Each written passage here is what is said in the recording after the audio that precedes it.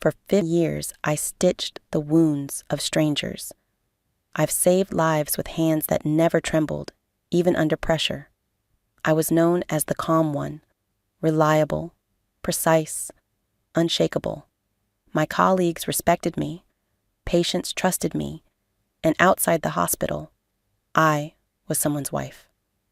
Our life looked like the kind of life others envied.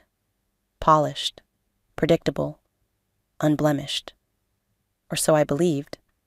We had the kind of love that looked neat in holiday cards, the kind that seemed untouched by ordinary heartbreaks. I thought I knew everything about him, his laugh, his scent, his rhythms. I thought that was enough. But the silence between us had been growing roots, quietly. It wasn't loud. It wasn't even sad. It was just there.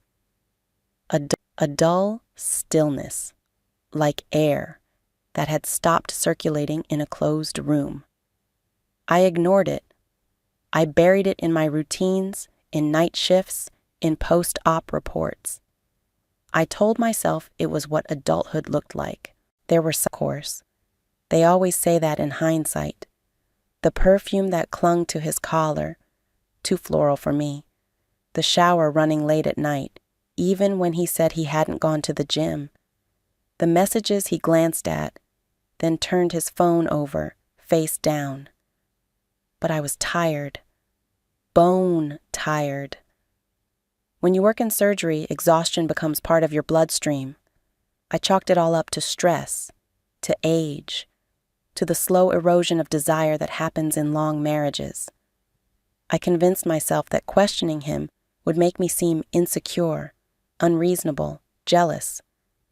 All the things I was trained not to be. I'd chosen control over curiosity. I scheduled my heart like I scheduled my surgeries, with precision and detachment. I thought if I didn't look too closely, I could avoid pain. I thought if I kept everything clean and measured, life would stay intact. But silence can be sharp. And now, when I look back, I remember the way he smiled at his phone once, half ashamed and half thrilled. I remember the unfamiliar earrings in our laundry. I remember the distant look in his eyes during dinner. I saw it all, just not clearly enough to believe it. It was just morning on call, another life on the line. The woman was wheeled into the ER, unconscious, trauma to the abdomen, vitals unstable. I read her chart quickly, no name I recognized, early 30s, a Jane Doe in every practical sense. We prepped for surgery. My team worked like clockwork, our hands moving in sync, sterile and silent. I looked down at her face under the anesthesia mask. Vaguely familiar, but maybe that was exhaustion talking. Faces blur when you've seen enough of them in crisis. Then I saw it. As we adjusted her gown for intubation, a chain slipped out from beneath the hospital robe. A necklace. Thin, gold, simple. But at the end of it hung a tiny silver charm. A flat circle engraved with two initials, his initials, and a symbol only he and I ever used. It was from a sketch he once doodled on a napkin when we were young. Something no one else should have had. My heart didn't drop. It tightened, froze. My fingers paused for just a breath too long, but I kept going. I had to. She was bleeding out, and my job, the one thing I still trusted myself with, was to save her. But as I made the first incision, all I could feel was the sound of betrayal, pulsing louder than the monitor beeping beside me. I finished, of course. I had to. There was no room for hesitation, no time for self-pity. She was stable now, wrapped in sterile bandages, safely on her way to recovery. But my hands had stopped feeling like they belonged to me. The necklace haunted me. I didn't need to look for more clues. I already knew. I knew before I opened her file. I knew when I glanced at her name. Lisa. Lisa was the woman I found in his phone one night.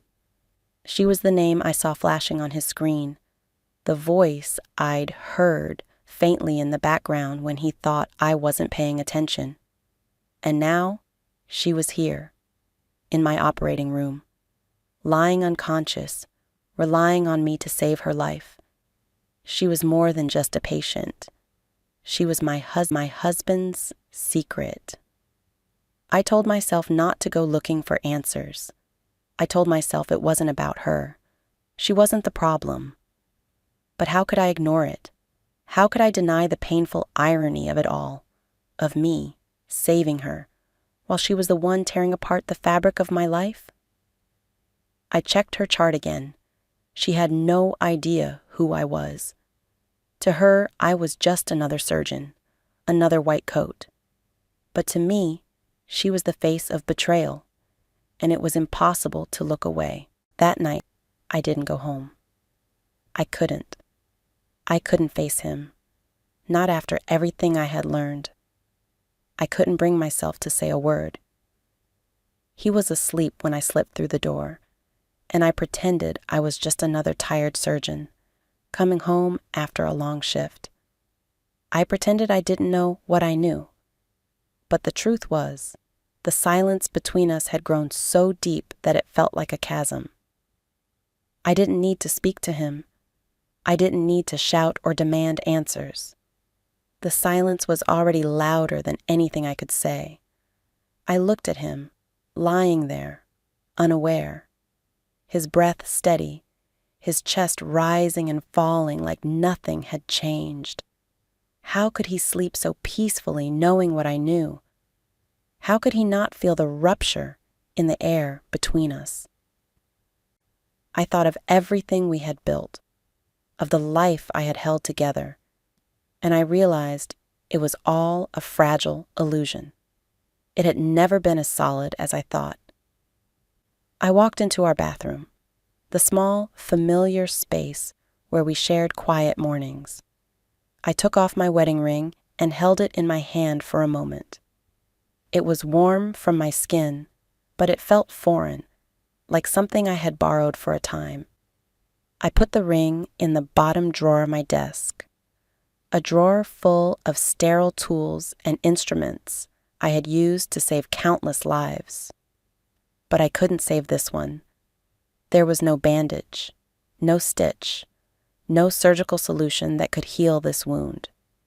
And that's when I realized something that cut deeper than anything I had felt before. I wasn't angry. I wasn't even devastated. I was just numb. A numbness that was too vast to escape. My hands had healed bodies, but they couldn't heal me. I had saved her, but I had lost myself.